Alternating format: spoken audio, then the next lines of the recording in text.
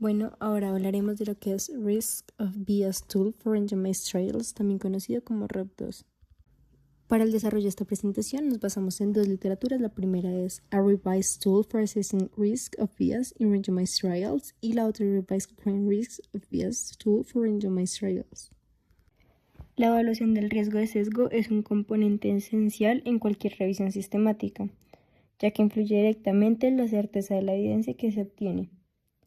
No basta con conocer los resultados de un estudio, también es fundamental evaluar qué tan confiables son esos resultados. En este contexto, ROB2 es una herramienta desarrollada por el grupo Cochrane y actualmente es la más utilizada para evaluar el riesgo de sesgos en ensayos clínicos aleatorizados. Esta herramienta fue introducida inicialmente en 2008 y posteriormente revisada y actualizada.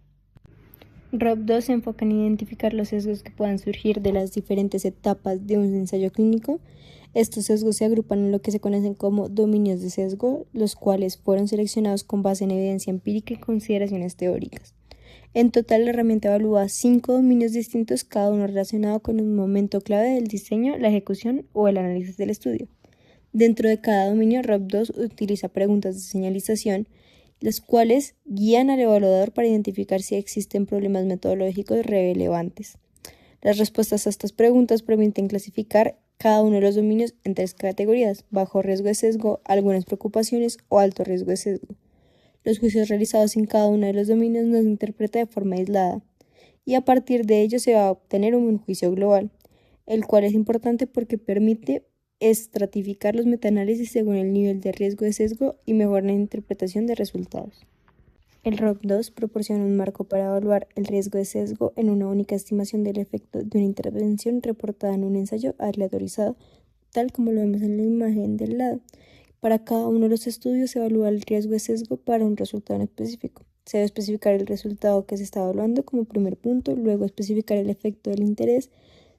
Como tercer punto se deberá enumerar las fuentes de información utilizadas para fundamentar la evaluación. En el cuarto punto se deberá dar respuesta a las preguntas de señalización. Como quinto punto se evaluará el riesgo de sesgo para cada dominio, para finalizar con juzgar el riesgo general de sesgo del resultado. Ya para lograr la síntesis se deberán integrar juicios en resultados y conclusiones, y esto se debe realizar para cada uno de los resultados, tal como se evidencia en la imagen. La herramienta ROB2 introduce cambios importantes frente a la versión original del 2008 de Cochrane para la evaluación del riesgo de sesgos en los ensayos clínicos aleatorizados. Inicialmente, en el dominio de aleatorización, se aclara que las diferencias basales entre grupos no necesariamente implican sesgos si son compatibles con el azar. En cuanto a las desviaciones de la intervención, ROB2 reconoce que los estudios abiertos pueden tener un riesgo de sesgo cuando no existen desviaciones relevantes, a diferencia del efecto de asignación y el efecto de adherencia. El dominio de datos de desenlace faltantes se reestructura para evaluar la relación entre los datos faltantes y el valor real del desenlace. Y en la medición del desenlace se amplía la evaluación más allá del cegamiento, considerando cómo el método de medición puede introducir sesgo. Finalmente, el sesgo por selección del resultado reportado se enfoca en el cumplimiento de un plan de análisis preespecificado, dejando el reporte selectivo para una evaluación integrada a nivel de la revisión sistemática. A continuación, evidenciarán el esquema de la versión 2 de la herramienta Cochrane de evaluación del riesgo de sesgo para los ensayos aleatorizados, junto con sus preguntas de señalización, las opciones de respuesta y los juicios de riesgo de sesgo. Entonces, en esta primera tenemos lo que es el sesgo que surge del proceso de aleatorización y el sesgo debido a desviación de las intervenciones previas. Para la interpretación, la pregunta de señalización número 3 es aquella que se enfoca en los sesgos debido a la falta de datos de resultados, y la 4, sesgos en la medición del resultado. A esta se refiere más que todo a la medición del resultado, si el método fue adecuado, si puede haber diferencias en la medición o la determinación de los resultados entre los grupos de intervención, la evaluación del resultado, si puede haber sido influenciada por el conocimiento de la intervención recibida, entre otras. Finalmente, dentro del cuestionario o este ejemplo de cuestionario tenemos la pregunta de señalización número 5, que se enfoca en el sesgo en la selección del resultado informado, es decir, los datos que se produjeron en este resultado se analizaron de acuerdo a un plan de análisis preestablecido. Son elegibles estos datos. Y también tenemos el sesgo general, que es un juicio de riesgo de sesgo si es bajo, alto o genera algunas preocupaciones.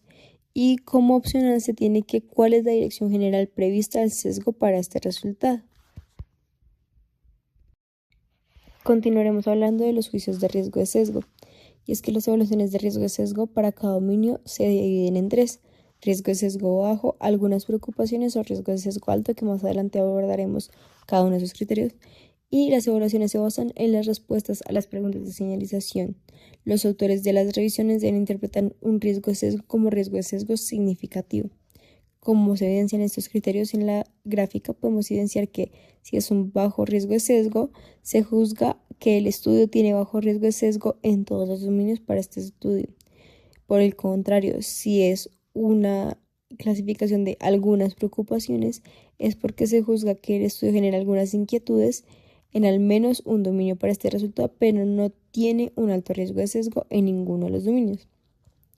Por el contrario, ya un alto riesgo de sesgo es que se juzga que el estudio tiene alto riesgo de sesgo en al menos un dominio o se considera que el estudio tiene algunas inquietudes en varios dominios, lo que reduce sustancialmente la confianza en el resultado. Aquí podemos observar cómo es un ejemplo del uso de la herramienta ROP2, donde la R significa sesgo derivado del proceso de aleatorización, la D sesgo debido a desviaciones de las intervenciones previstas, la MI sesgo debido a datos de resultados faltantes, la ME sesgo en la medición del resultado, la S sesgo en la selección del resultado reportado y la O riesgo global de sesgo. Dentro de las limitaciones de la herramienta ROP2, evidenciamos que es una aplicación compleja y demandante, requiriendo así un nivel de entrenamiento para realizar o entender su metodología, ya que puede ser difícil para evaluadores inexpertos. El sistema de preguntas señalizadoras también tiene una falencia que se identificó y es que puede generar juicios diferentes entre evaluadores según cómo cada uno de ellos lo interprete, lo que afecta la reproductibilidad de este.